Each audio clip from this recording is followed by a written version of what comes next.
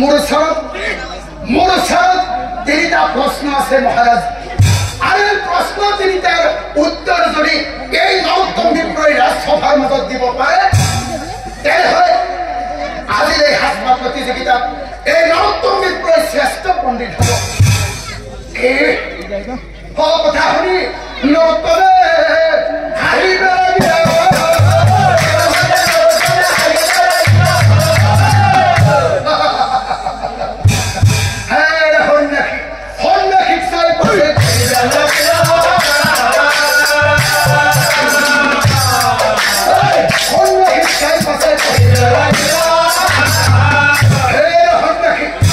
তুমি কি কৰা তোমাৰ ওচৰত তিনিটা প্ৰশ্ন আছে আৰু মই এই তিনিটা প্ৰশ্নৰ উত্তৰ দিব লাগে শুনা সন্যাসী এই পৃথিৱীত এনেকুৱা কোনো ধৰণৰ প্ৰশ্ন নাই যিটো প্ৰশ্নৰ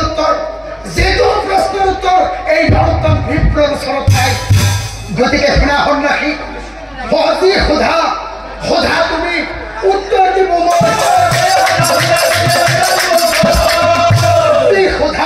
সোধা তুমি উত্তৰ দিব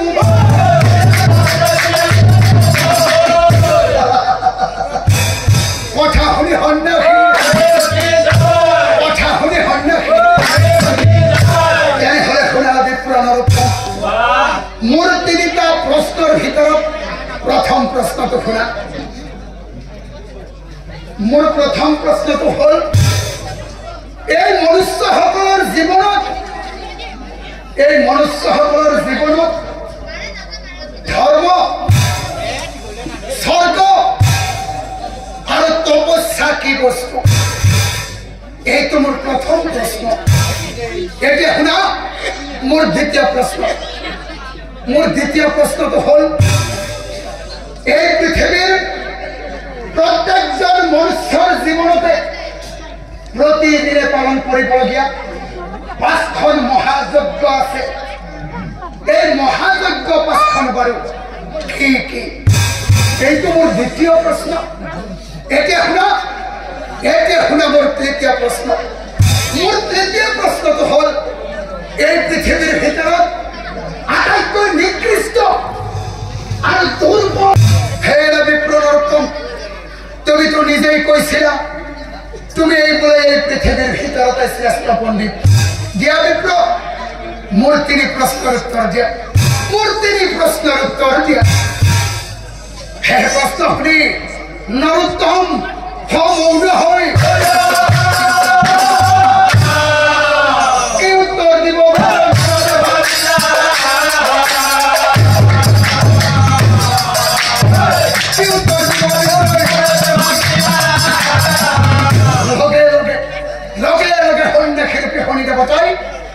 নৰোত্তম বিপ্লৱ চাই আকৌ কৈছিল হে বিপ্লৱ নৰোত্তম তুমি দেখোন নিজেই দম ফালি মাৰি এই ৰাজসভাৰ মাজত চিঞৰি কৈছিলা তুমি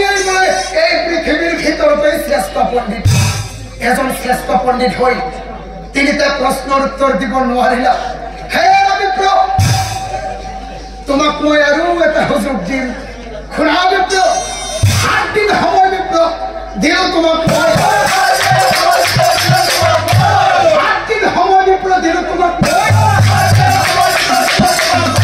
আৰু এই 7 দিনৰ ভিতৰত যদি তুমি এই তিনিটা প্ৰশ্নৰ উত্তৰ দিব পাৰা তেনেহ'লে এই প্ৰতিযোগিতা তুমি এই শ্ৰেষ্ঠ হবা জানিব নিশ্চয়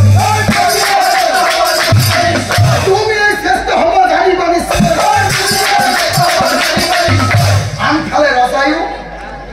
ৰজায়ো সেই বিপ্লৱ চাই কৈছিল শুনা বিপ্লৱৰ এই সন্যাসীয়ে কোৱাৰ দৰে তুমি যদি 7 দিনৰ ভিতৰত প্ৰশ্নৰ উত্তৰ দিব পাৰা তেনেহ'লে কোনো কথা নাই কিন্তু মনত ৰাখিবা যদি তুমি 7 দিনৰ ভিতৰত প্ৰশ্নৰ উত্তৰ দিব নোৱাৰা তেনেহ'লে এইবাৰ মোৰ চৰ্ত মতে উদাহৰণ তোমাক জানিব নিশ্চয় এতে চাওকচোন বাৰু মিছাতে অহংকাৰ কৰি সেই অহংকাৰ বিপ্লৱ নৰোত্তম কিদৰে সন্যাসী ৰূপে শনিদেৱতাৰ হাতত বন্দী হৈ থাকে শনিৰ মায়া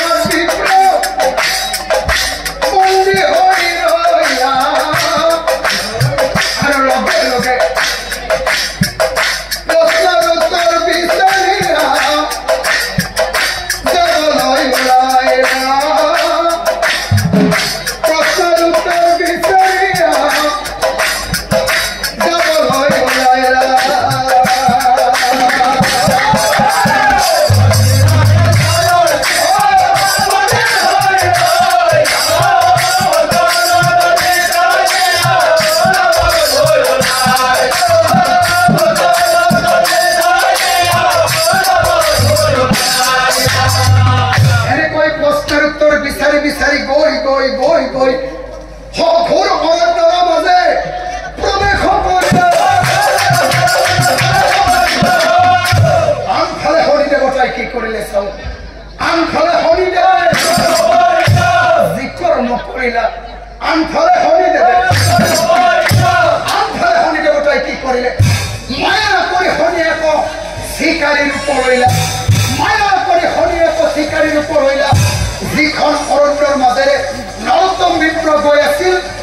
সেই অৰণ্যৰ মাজত শনি ৰখি থাকিলা এতিয়া চাওকচোন যিখিনি ঠাইত শনি দেৱতাই চিকাৰী ৰূপ ধৰি ৰৈ আছে সেই স্থানে নৰোত্তম উপস্থিত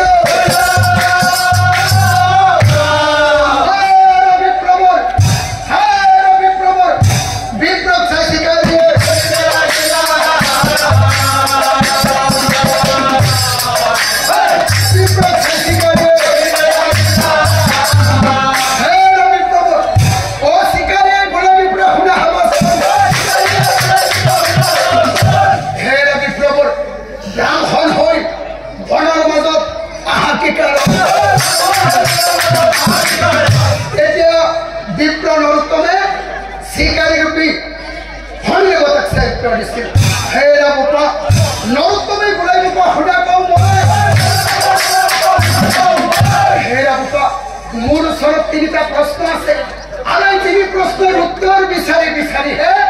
মই এই অৰণ্যৰ মাজে মাজে আহিছো প্ৰশ্নৰ উত্তৰ বিচাৰি আহিল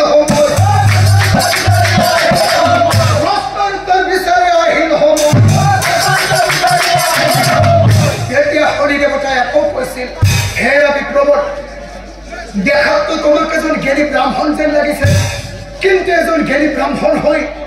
তিনিটা প্ৰশ্নৰ উত্তৰ বিচাৰি অৰণ্যৰ মাজলৈ আহিছা শুনা বিপ্ৰ তোমাক প্ৰশ্নৰ উত্তৰ লাগে নহয়